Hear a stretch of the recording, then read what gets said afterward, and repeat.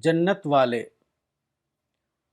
جو لوگ خدا کی کتاب کی بنیاد پر کھڑے ہوں ان پر خدا کے خصوصی انعامات ہوتے ہیں اور آخرت میں ان کے لیے جنت کی بشارتیں دی جاتی ہیں، مگر یہ انعامات کسی نسل یا قوم سے تعلق کی بنیاد پر نہیں ہوتے بلکہ صرف کردار کی بنیاد پر ہوتے ہیں۔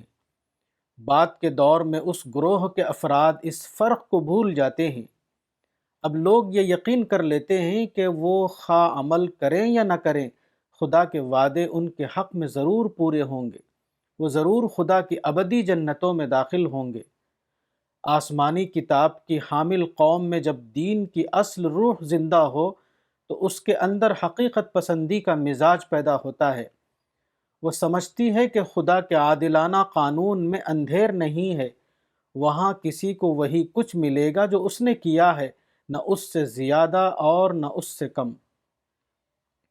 اس کے برعکس جب دین کی اصل روح مٹ جاتی ہے تو خوش خیالیاں جنم لیتی ہیں۔ لوگ حقیقی عمل کے بجائے فرضی امیدوں میں جینے لگتے ہیں۔ وہ سمجھ لیتے ہیں کہ محض ایک خاص گروہ سے وابستہ ہونے کی بنا پر وہ جنتوں میں داخل کر دیے جائیں گے، خواہ وہ عمل کریں یا نہ کریں۔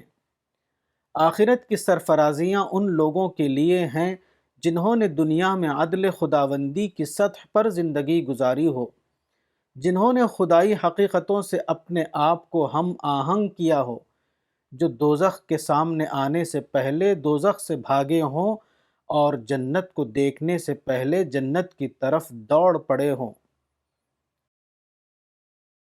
کتاب باغ جنت، مولانا وحید الدین خان، صفحہ نمبر 42۔